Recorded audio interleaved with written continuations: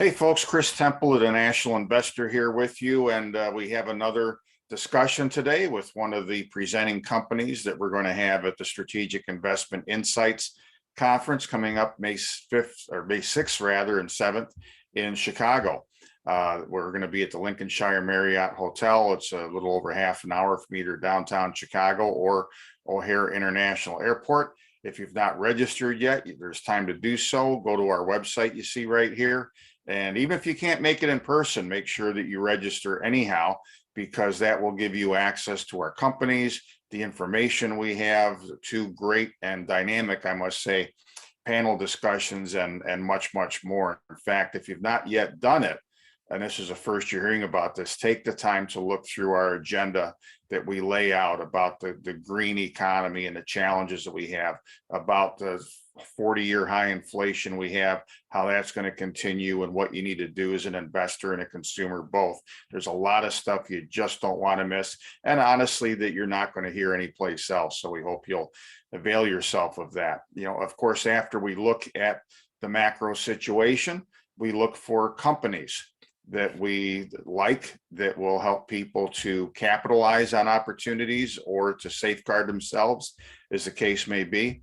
And over the years, I don't think there's a single family in the resource industry that has done better for myself and my subscribers and members than the McNeil family. And today we're joined by my good friend, Tom McNeil, who is a CEO of Omineca Mining and Metals Limited. They have a really cool project that we followed for a lot of years. It sat dormant for a lot of years up in British Columbia, but now we're starting to see some action, and at long last, we're going to see this project pay off in the ways I think that has long been dreamed of. So Tom, first of all, thanks for coming on. Well, thanks, Chris. Thanks for having me. Appreciate it, as always. You know, it was 11 years or so ago that your team went to the Wing Dam project. You had a thesis that there was an enormous amount potentially of gold buried underground in what's called this paleoplacer project, this paleoplacer area underneath a modern day stream. This is an old stream bed. And tell us about how you had some success in liberating gold way back then. And it was 2011, correct? Correct. Well, 2012, we finished the bulk sample and completed the 43-101 report on the bulk sample. And it's an interesting story. There's, for over 100 years, people have known there's gold under Lightning Creek, roughly about 50 meters under Lightning Creek, where the stream bed would have cut through millions of years ago, cutting through bedrock when the mountains were forming and the channels were first cutting through as the rain started up. It's a really interesting one, but technically challenging. So we've been aware that it's there. A lot of people have been aware that it's there, and the attempts to mine it in the past have always run into the same problem. If you can imagine it, it's got 50 meters of, let's call it conglomerate over top of it. So compressed sediments that have recongealed into a rock formation that contain the gold that was in place on bedrock millions of years ago.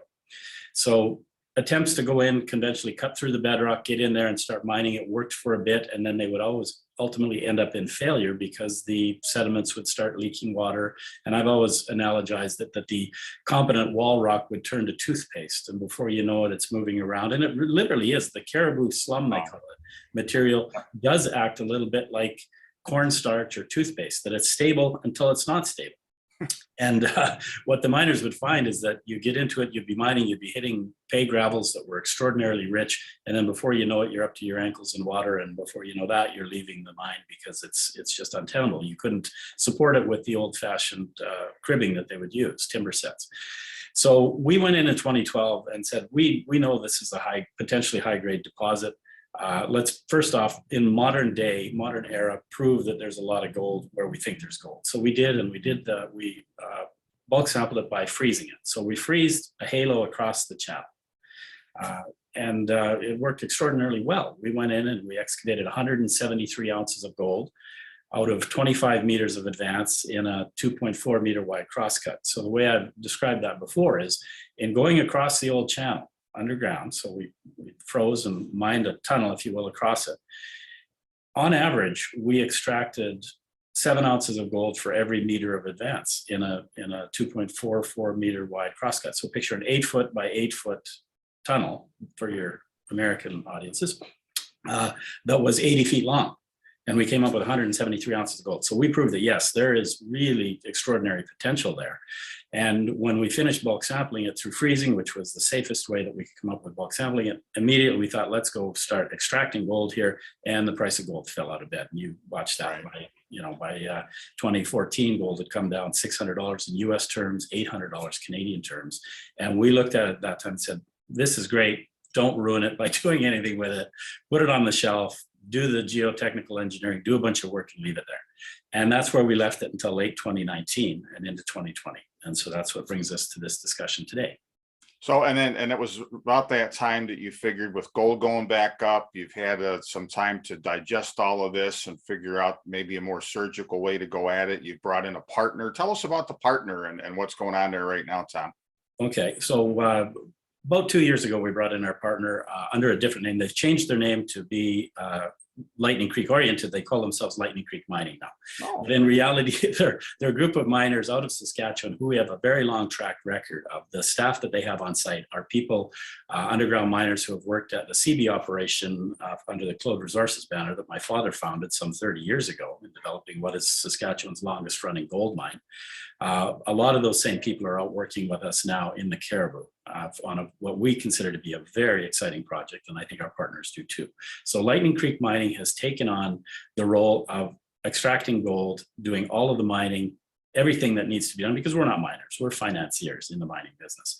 And we got a lot of faith in these guys because they have the mining expertise, the geotechnical expertise, the engineering to get it done, and they've been doing a very careful, thoughtful job of putting everything together. And right now they're probably on the doorstep of telling us one of these days that they've started extracting gold.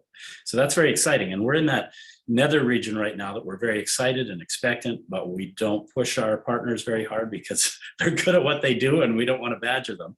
But we couldn't be more excited about the prospects of them starting to liberate gold from the underground paleoplacer. Now, the deal we struck with them a couple of years ago was they bring all of the capital, mining expertise, engineering, mining equipment, do all of the site rehabilitation services, set up, rehabilitate the underground, do all this millions, well, probably well in excess of $10 million worth of work so far in the last 2 years to get it to the stage of mining it. And when they're able to start extracting gold, the deal we have with them is they keep half the gold, we keep half the gold. And on our half of the gold, they're going to staple a bill to our pile of whatever is recovered of 850 Canadian per ounce on our half. So they're highly incentivized to go liberate gold from this project. We're always very careful to point out that, yes, it's an underground mining excavation placer project, but does not have a 43-101 resource calculation on it, nor will we ever have one. We know from the historical drilling record that it's a very prospective over a 2.5 kilometer area. There is historical drilling that shows the presence of gold throughout the Paleo Channel, or at least over a lot of it. In 1986, there was a resource calculation done by Wright Engineering, over 1.5 kilometers of it, that we use for historical information only. But at that time, it was what would be considered a compliant resource calculation back in 1986, but the rules have since changed. We do not feel like going back and re-drilling a bunch of holes that already told somebody something in the past just to bring it up to compliant status. We've got a great project. We've got a partner. They're doing everything they said they were going to do, and they're doing it in real time right now. And hopefully over the course of the coming month or two and over the summer, they start reporting to us what they've recovered out of this thing. So, yeah, well, we're all looking forward to that. I know it's been a long slog to get to this place with COVID delays for on and off for 2 years or so and all the rest of it, but it's nice that the finish line seems in sight. You know, folks, one of the things I've always liked about Tom and his late dad, Bill, who is a dear friend, his brother, Ken, is that this was always a very professional bunch of people. They don't overstate things, as you've just heard. And it was funny. I remember the story time years ago, back in the late 90s, when I first met Ken, and we were talking about what at the time was called Shore Gold and now is Star Diamond, and how understated he was, and hemming and hawing about, well, hopefully this works and hopefully that works, and here's what the risks are. And now he's sitting on the largest diamond bearing kimberlites on planet Earth up in Saskatchewan. It's quite something. But you one time, and I think the most excited I ever saw you get, was when you got your hands on some data that made Omineca a story that goes way beyond what we hope is recovered at Wing Dam. and that is that you and Cisco now basically are leading the new Caribou Gold Rush, and you've got a lot of ground around Wing Dam that is very prospective. Tell us a bit about that and about what your plans near term are to explore the hard rock potential around this area of Wing Dam. Absolutely. That is really the exciting part of this. Now, to get back to the paleoplacer, this all leads to it. Historically, placer gold leads to the hard rock source of the gold. That's what happened on the Cisco side of the fence down in Wells, Barkerville area, about 25 kilometers to the east of us. And in our area, we know we have a very rich placer. And in fact, our lead geologist, Steve Kosis, has described it in our 43101 report about the bulk sample, that we uncovered one of, if not the highest grade placer deposits in BC history that remains unmined. So we know we're onto something really good there. But what gets us so excited about it, there's a couple of things. One, when we liberated that bulk sample of placer gold back in 2012, we found autochthonous gold in the sample. And for your viewership, autochthonous gold is gold that is adjacent to the host rock that it broke off of, the lode source. You can tell through gold grain analysis, the morphology of it, it has not been weathered. It still, in some cases of our nuggets that we found, has quartz clast still attached to it. So it literally just broke off, got stuck in the stream and remained there for millions of years. What that tells us is that we're onto something big there. Now, in the last 20 years, an understanding of the caribou has really been brought to the forefront, and the fellows at Cisco, all of them, the entire exploration staff, do such great work. We get to learn from that. And what we understand is that the Lightning Creek Anticline, which is, if you can picture the top of a series of mountains, when the mountain range that we're in, which is very low form, they're not very high, but they essentially were formed by two terrains squeezing together and creating an accordion effect, if you will. Okay.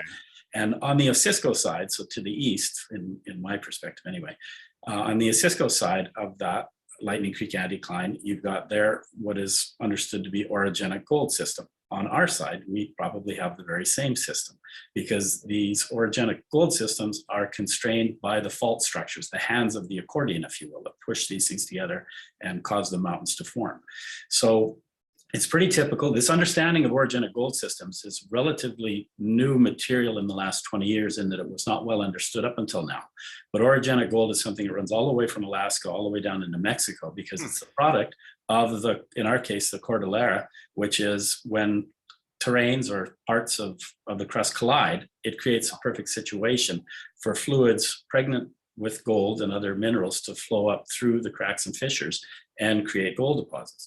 So all of the work that Cisco has been doing down the block is germane to what happens on our side, or what's going to happen. And you tie that into the fact that because people were unable to unlock the Wing Dam gold, the very rich paleoplacer gold, this project never advanced to the next stage, which is go find the source, because it never developed a cash flow stream for people to do that. And that's how mining works.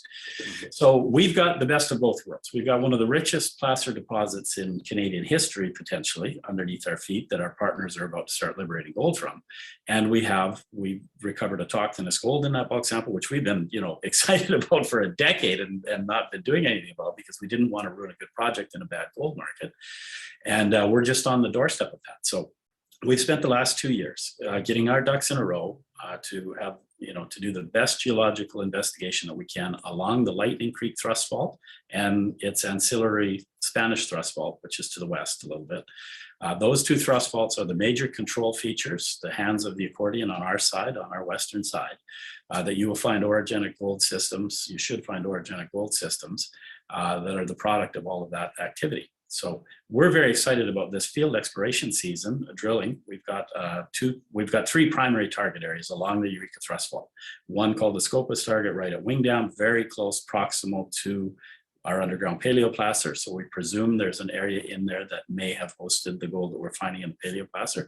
And we have an almost identical analog about 8 kilometers to the northwest at Mary Creek. We call it the Mary Creek Project, that not so coincidentally has 1.5 kilometers away a placer deposit that was discovered in 1971 and largely exploited by local miners, that has nearly autochthonous gold, that very low transport, caught in mud flows on bedrock.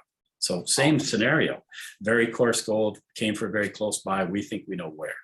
So we're leading into, probably in my lifetime, my most exciting exploration season ever. So That's a cool story. And folks, you don't want to miss this. You're going to hear a lot more of the details about this, a lot more of the history and investment possibilities here. I'm glad to be part of this thing with you, Tom, and couldn't be happier that we're finally getting to a place where we're going to start to see some rewards for all of this hard work that you guys have done and all the patience really over time too. So thank you much for joining us for a few minutes today. And look forward to your presentation in Chicago not many days hence. yeah, absolutely look forward to it. And thank you, Chris. Appreciate it.